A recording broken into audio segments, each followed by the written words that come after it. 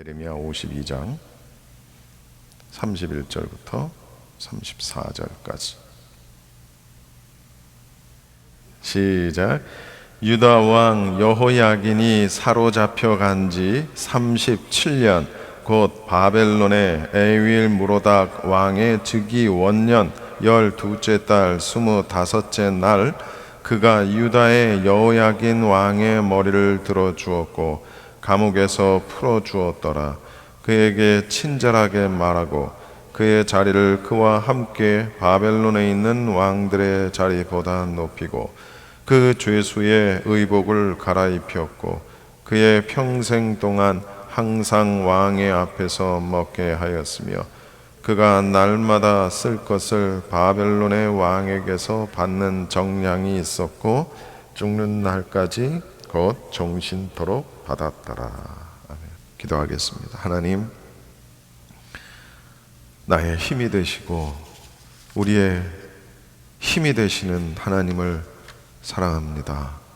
하나님, 우리의 반석이 되시고 요새가 되시는 하나님, 나의 피할 바위가 되시고 방패가 되시는 하나님, 그 하나님만을 의지하게 하옵소서.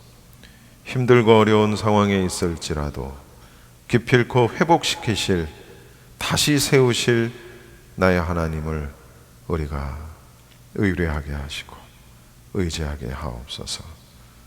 오늘도 이 부족한 종이 하나님의 말씀을 들고 섰사오니 주님, 말씀을 듣는 성도들의 마음의 귀를 여셔서 말씀을 듣고 깨닫고 그러한 삶을 살 수 있는 그러한 성도들이 다 되게 하옵소서. 예수님의 이름으로 기도하옵나이다. 아멘. 아멘. 오늘은 제목이 심판 후에 주시는 회복의 신호라는 그런 제목으로 말씀을 함께 나누도록 하겠습니다.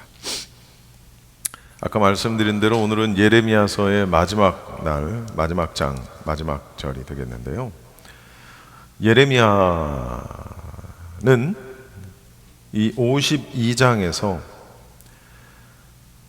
계속해서 선포되어진 하나님, 그러니까 예레미야의 회개의 권유를 끝까지 무시한, 끝까지 거역하고 범죄한 결과 마침내 어떻게 돼요?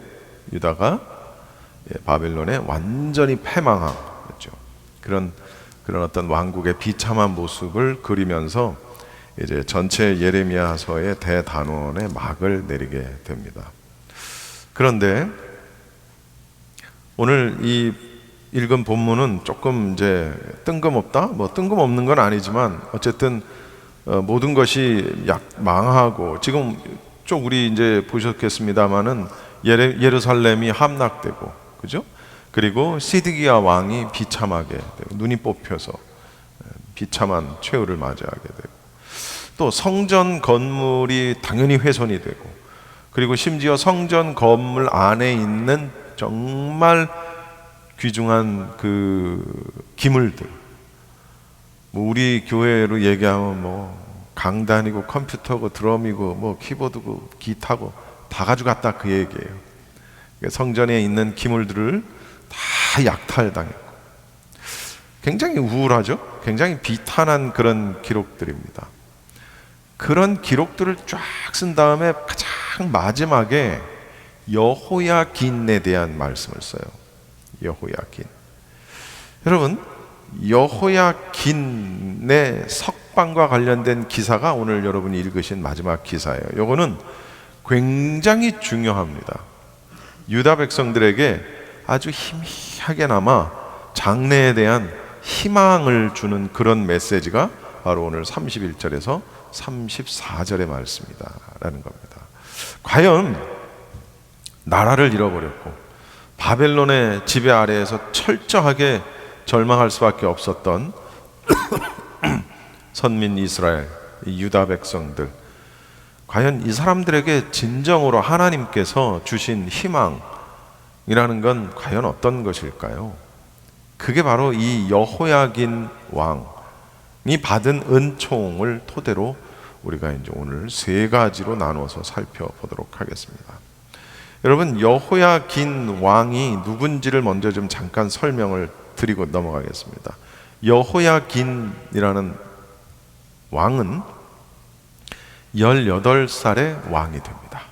젊어서 18살의 왕이 되는데 얼마 동안 섭정을 하냐면 단지 3개월만 섭정을 합니다. 3개월 정도밖에는 왕의 자리에 오르지를 못해요.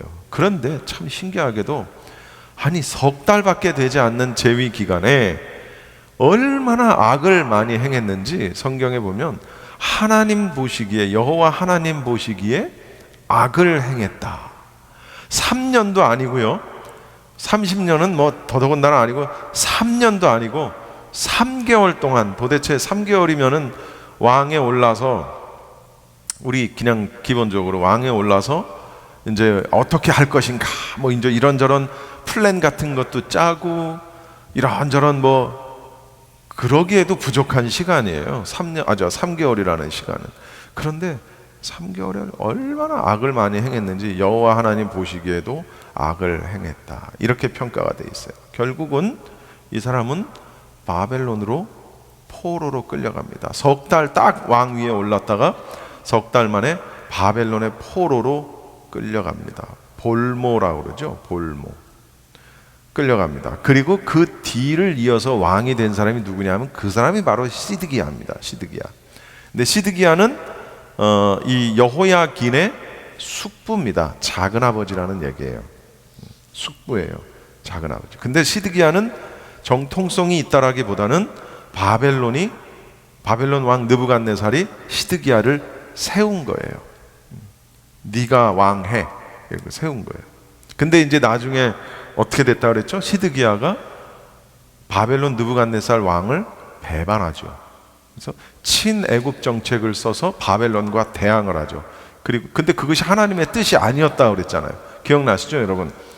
바벨론과 싸우는 게 하나님의 뜻이 아니었다고. 하나님의 뜻은 바벨론의 포로가 되는 게 하나님의 뜻이었다고요.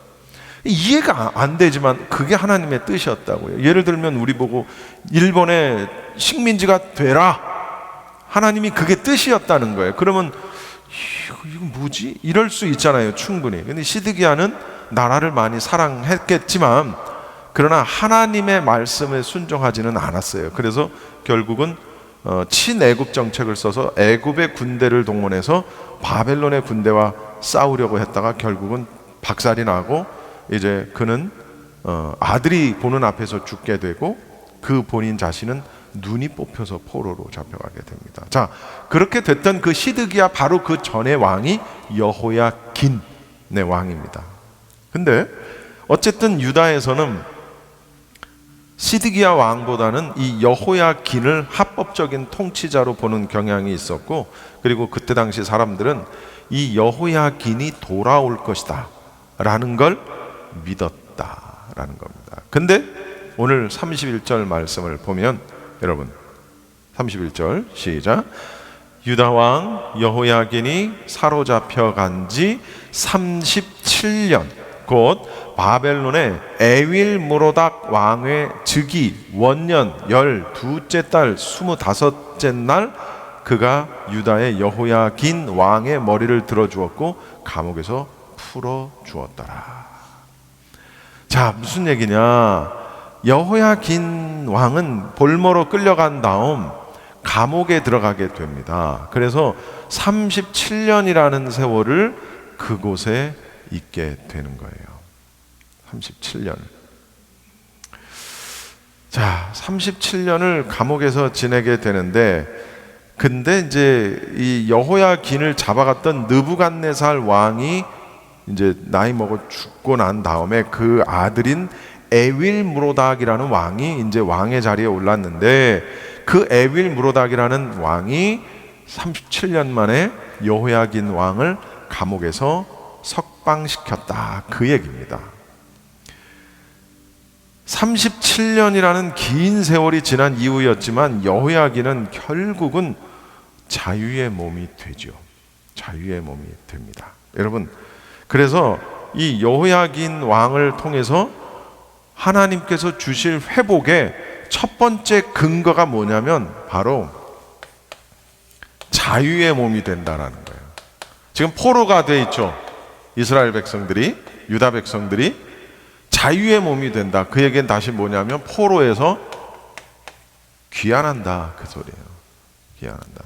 이걸 지금 예고해 주고 있는 거예요. 여호야긴 왕을 통해서, 여호야긴을 통해서. 지금 여호야긴에게 일어난 일을 통해서 하나님이 앞으로 유다 백성들, 이스라엘을 어떻게 할 것이다 라는 걸 지금 소개를 해주고 있는 겁니다.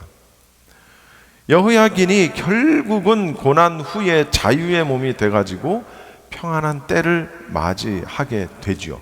이런 걸 볼 때 여러분, 우리에게 다가오는, 우리에게 지금 현실적으로 닥쳐 있는 고통과 환난과 이런 거는 영원한 게 아니라는 겁니다.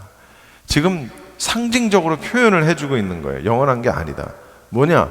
하나님의 뜻과 하나님의 섭리에 따라 좌우되는 것이다.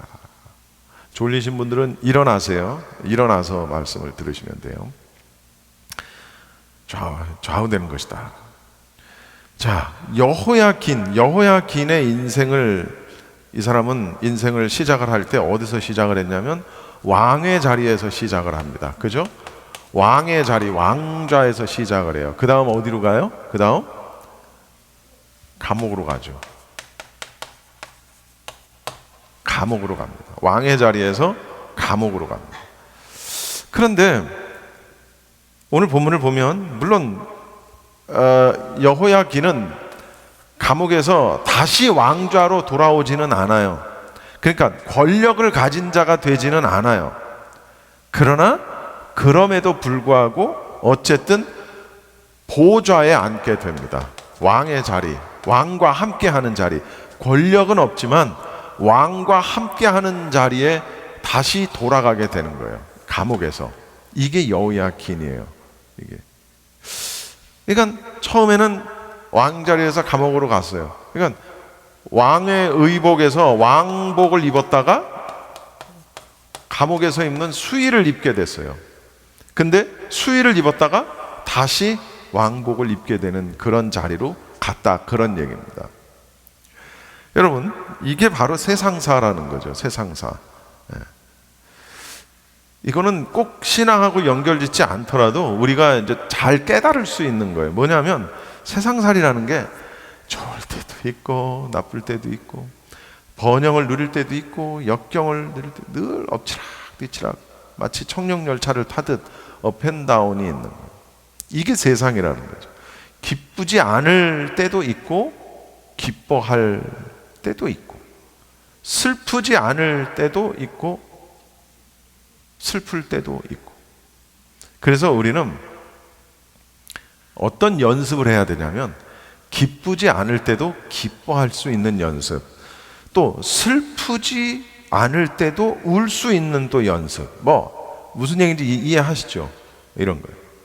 여호야긴은 오랜 37년이면 대단히 오랜 세월이죠. 18살에 끌려가서 37년이면 몇 살입니까? 이러한 사실은 그 본인 자신에게는 물론이고 바벨론의 포로로서 비참한 생활을 하고 있던 그 유다 백성 전체에 그야말로 한 줄기 빛과 같은 희망과 같은 그런 걸 안겨주기에 충분했다라는 겁니다. 실제로 여러분, 하나님은 여호야긴이 풀려난 뒤 30년 뒤에 바사를 통해서 페르시아, 이란, 이 바사의 고레스 왕을 통해서 바벨론을 멸망시키시죠. 그죠? 바벨론이 바사에 멸망했다. 새벽 기도를 왔어야 알지. 바사를 통해서, 아니야, 이거는 제가 지난번에 설교 시간에 한 것 같아. 바사를 통해서 바벨론을 멸망시켰습니다. 그리고 이스라엘 백성들로 하여금 본토로 귀환하게 만듭니다. 그게 그 뒤 30년 뒤에. 자, 여러분, 이렇듯 우리에게 다가오는 어떠한 환난과 어떠한 고난도 마치 모든 것이 다 끝나버린 것 같은 그런 때에도 하나님의 주권은 벗어난 적이 없다라는 거죠. 하나님의 주권을 벗어난 적이 없다. 그래서 우리는 하나님께서 환난과 고통을 통해 우리를 연단하시고자 한다는 사실을 우리가 알아야 돼요. 그리고 고통을 당하는 중에도 하나님의 약속을 믿고 인내하고, 그래서 궁극적으로는 하나님께서 주시는 참 평안을 우리가 누릴 수 있게 돼야 한다. 아멘. 아멘. 네. 자, 이게 이제 여호야긴 왕을 통해서 첫 번째로 주시는 것, 자유함, 자유의 몸, 귀환한다, 언젠가는 끝난다, 억압이. 두 번째, 우리에게 주시는 의미가 뭐냐. 두 번째, 그것은 이제 뭐 똑같은 얘기인데 합당한 대우. 자, 32절을 한번 같이 읽읍시다. 시작. 그에게 친절하게 말하고 그의 자리를 그와 함께 바벨론에 있는 왕들의 자리보다 높이고. 여러분, 이게 무슨 얘기냐면 바벨론 왕, 그때 당시 바벨론 왕이 에윌므로닥이라는 느부갓네살 왕의 아들 에윌므로닥인데, 이 사람이 이 여호야긴을 굉장히 좋아했어. 그래서 그에게 호의를 베풀어요. 그리고 옥중에서 풀려나요. 그리고 죄수의 옷을 벗고 어떻게 해요? 일국의 왕으로서의 대우를 해줍니다. 왕으로서의 대우를 받게 돼요. 근데 여기 성경에 뭐라고 나오냐면 그의 자리를, 여호야긴의 자리를 그와 함께 바벨론에 있는 왕들의 자리보다 높였다. 이게 무슨 얘기냐면 포로로 잡혀왔던 왕들이 여호야긴만 있었던 게 아니라는 거예요. 주변의 여러 나라의 왕들이 또한 포로로 바벨론에 와 있었다는 얘기예요. 근데 그 왕들하고는 다르게 대우를 했다는 거예요. 여호야긴한테는 A라는 왕, B라는 왕, C라는 왕이 다 거기에 있었음에도 불구하고 여호야긴이라는 왕 출신한테는 훨씬 더 나은 대우를 했다, 그 얘기입니다. 성경에 있는 얘기는 아닙니다. 유대 전승에 의하면 이 에윌므로닥이 왜 이렇게 여호야긴에게 잘할까? 유대 전승에 나오는 얘기입니다. 이거는 에윌므로닥의 선왕, 아버지 왕이었던 느부갓네살 왕 시절에 아들인데 뭘 어떻게 얼마나 잘못했는지 그 아들이 투옥이 된 적이 있다는 거예요. 아버지에 의해서 아들이 투옥이 된 적이 있는데 그때 여호야긴과 친구가 됐다. 그게 유대 전승에 나오는 얘기입니다. 성경에는 없어요. 근데 충분히 그럴 만하죠. 그러니까 여호야긴과 감옥에서 우정을 나눈 것 같아. 뭔가 좋은 뭐가 있었겠지.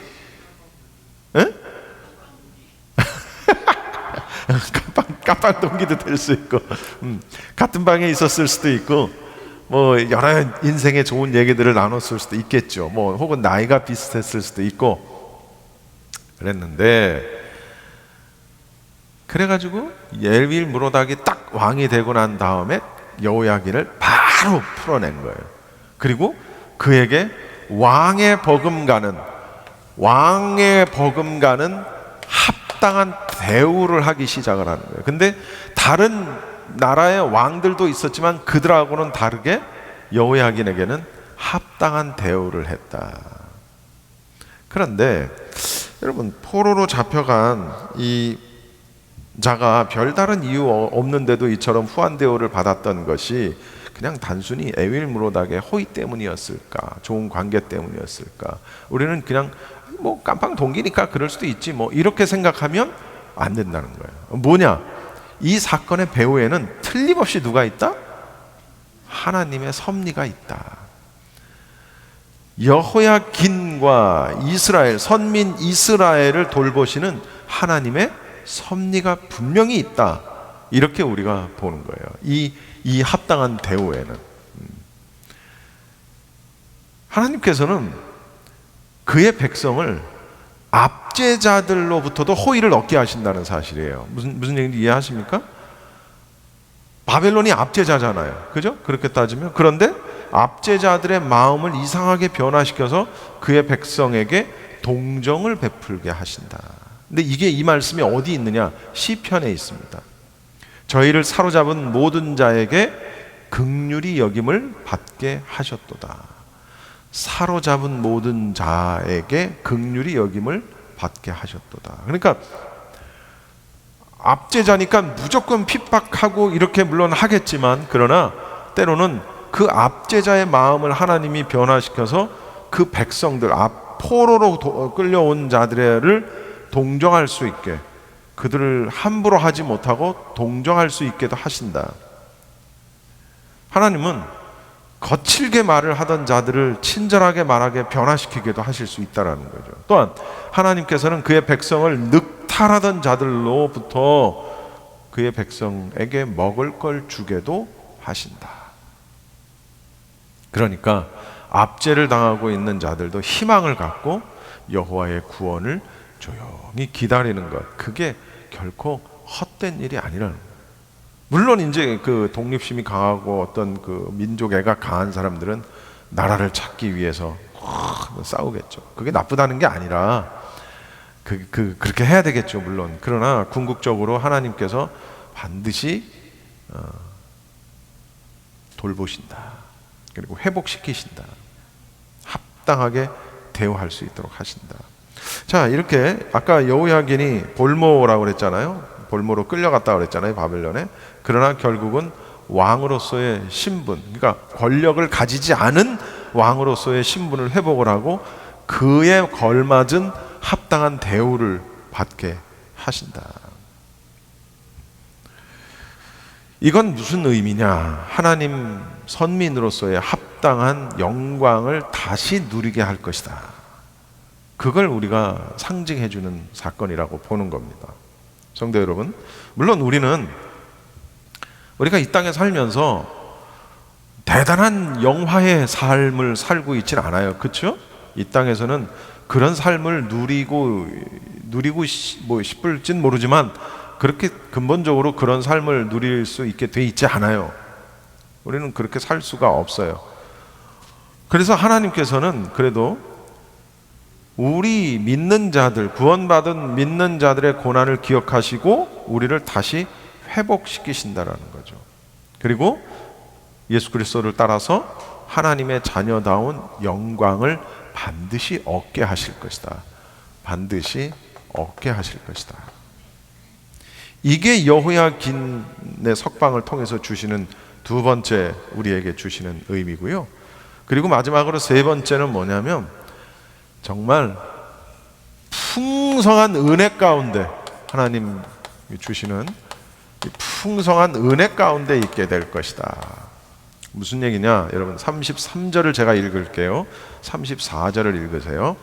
그 죄수의 의복을 갈아입혔고 그의 평생 동안 항상 왕의 앞에서 먹게 하였으며.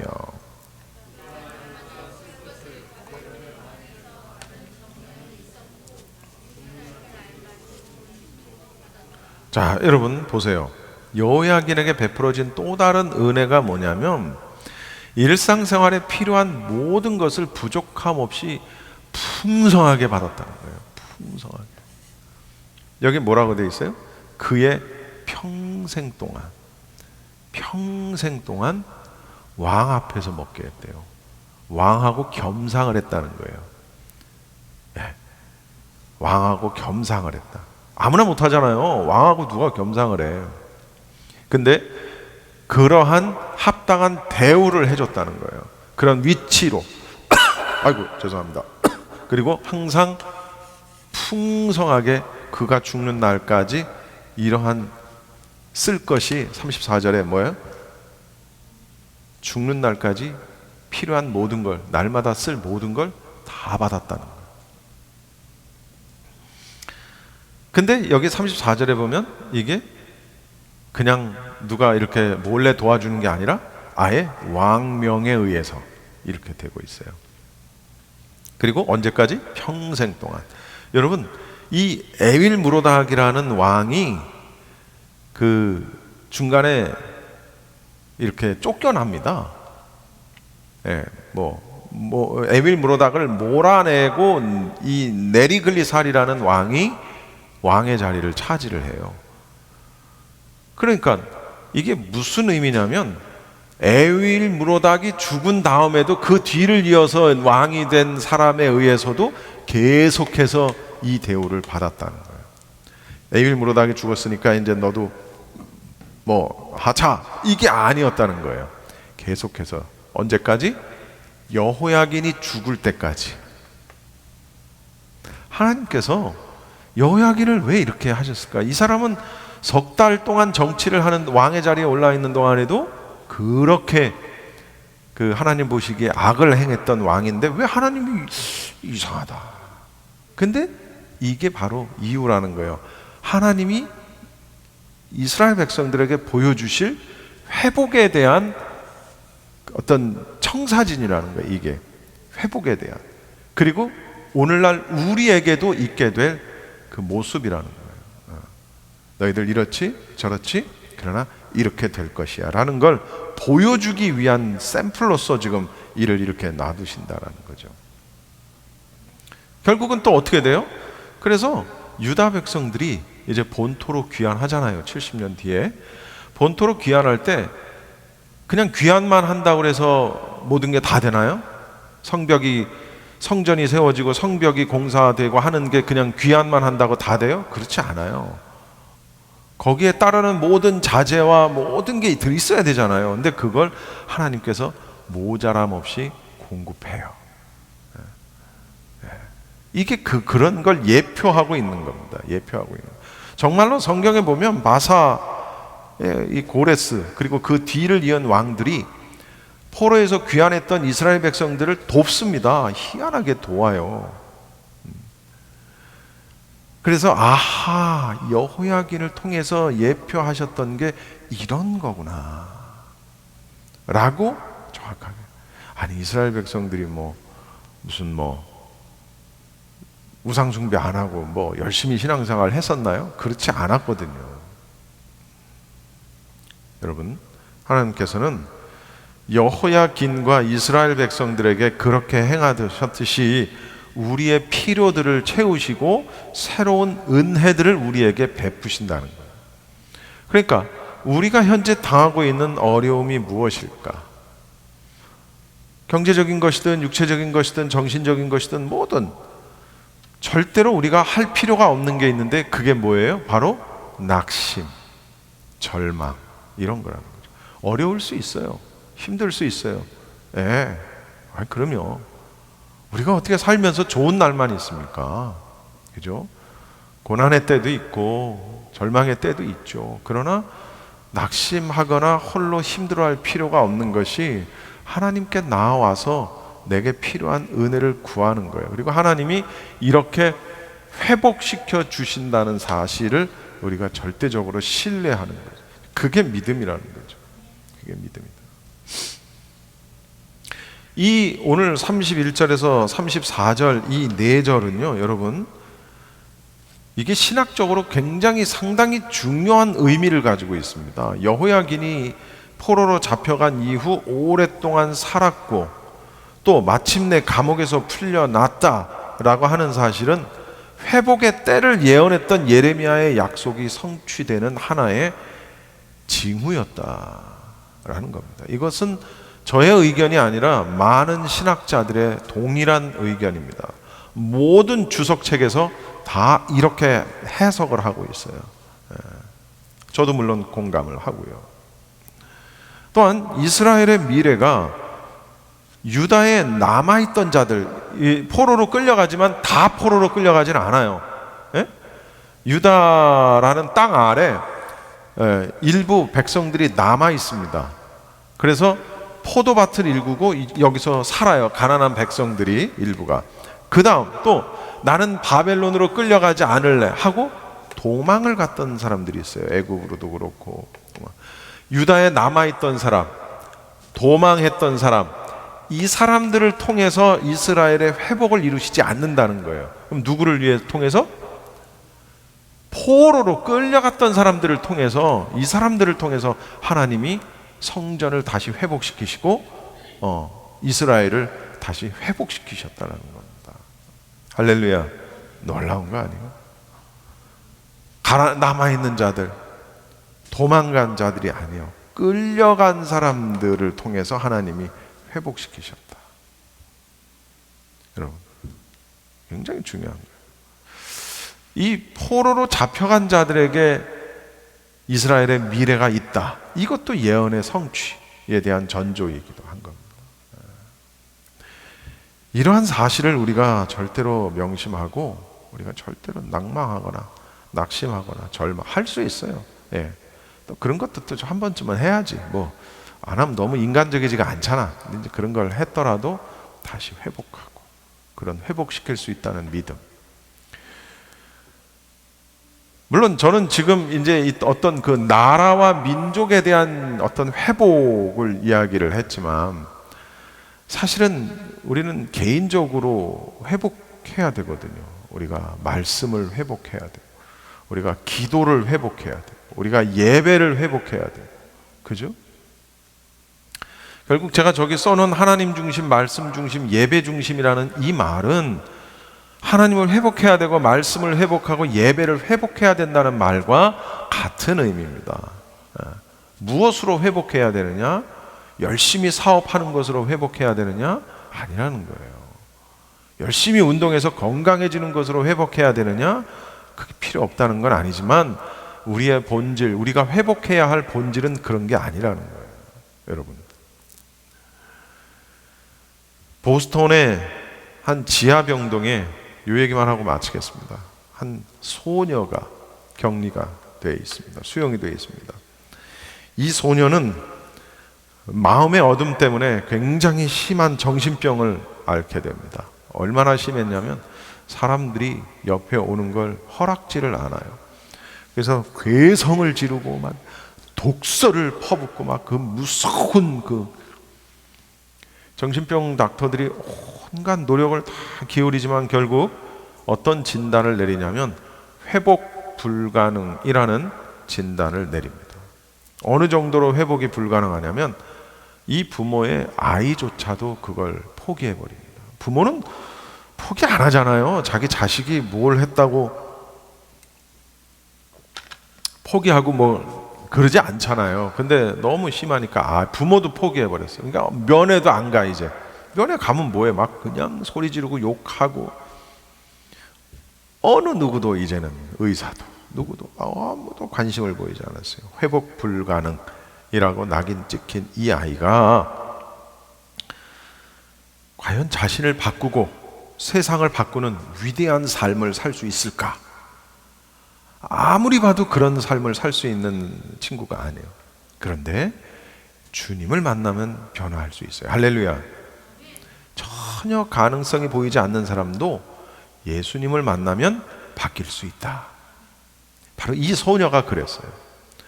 은퇴한 한 나이든 간호사가 한 분이 있습니다. 이분이 이 소녀에게 접근해서 그와 함께 하기 시작합니다. 그래서 예수님을 전하고 복음을 전하고 하나님의 사랑을 전하기 시작합니다. 부모조차 포기한 아이였지만 이 간호사는 6개월 동안 끊임없이 이 소녀에게 주님의 사랑을 전합니다. 그러자 6개월이 지난 어느 날부터 이 소녀의 마음에 자그마한 변화가 찾아오기 시작합니다. 마음속에 있던 어둠이 확 걷히고 서서히 그 저주를 내뿜던 세상을 향해서 이 소녀가 문을 열기 시작을 합니다. 그리고 더 시간이 지난 다음 회복 불가능이라는 진단을 받았던 이 정신질환마저 완전하게 치유가 됩니다. 그리고 새 삶을 살게 되는 거예요. 회복됐죠? 그리고 이제 마음의 빛을 찾은 이 소녀는 내가 뭘 하면 좋을까? 자신과 같은 그런 마음의 병, 정신질환, 제대로 세상을 살 수 없는 고통받는 사람들을 위해서 나는 헌신을 해야 되겠다 라고 결심을 합니다. 바로 이 소녀가 누구냐? 바로 헬렌 켈러의 선생님이야. 설리반. 여러분 아시죠? 앤 설리반. 헬렌 켈러의 선생님. 이 소녀가. 여러분, 헬렌 켈러 굉장히 위대한 인물인 건 맞아요. 삼중고. 안 보이고 안 들리니까 말도 못. 그럼 뭘 할 수 있을까요? 안 보이고 안 들리고 말을 못하면 그건 식물하고 똑같은 건데 아무도 그에게 뭔가를 해줄 수 없었던 그 헬렌 켈러를 헬렌 켈러가 되게 만들었던 사람이, 물론 이제 근본은 하나님이시지만 그 인간이 누구냐? 설리반이에요. 근데 설리반 선생이 그렇게 할 수 있었던 이유는 그가 그런 사람이었기 때문에 그래요. 그래서 저는 항상 어디 가면 헬렌 켈러 그러는데, 저는 늘 헬렌 켈러가 위대하지, 그러나 헬렌 켈러를 헬렌 켈러로 만든 설리반이 더 위대한 거야. 여러분, 좋은 학생, 좋은 제자 굉장히 중요합니다. 그러나 좋은 학생, 좋은 제자, 좋은 사람을 만든 사람이 더 중요한 거예요. 그리고 그렇게 만든 그 사람의 배경에서, 뒤에서 그에게 함께 하셨던 분 누구? 하나님. 여러분, 회복은 그렇게 되는 겁니다.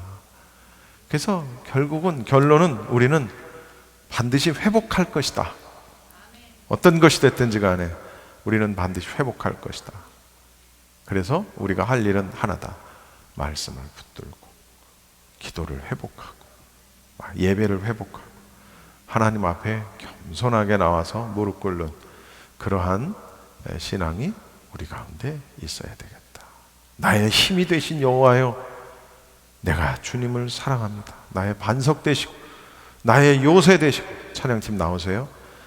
나를 건지시고 그러한 나의 하나님, 나의 피할 바위가 되시고 나의 방패가 되시는 하나님, 나의 구원의 뿌리고 산성이 되시는 하나님, 그 하나님만이 나의 구세주인 것을 내가 믿습니다. 이러한 그 기도가 우리 가운데 끊이지 않기를 원합니다. 기도하겠습니다.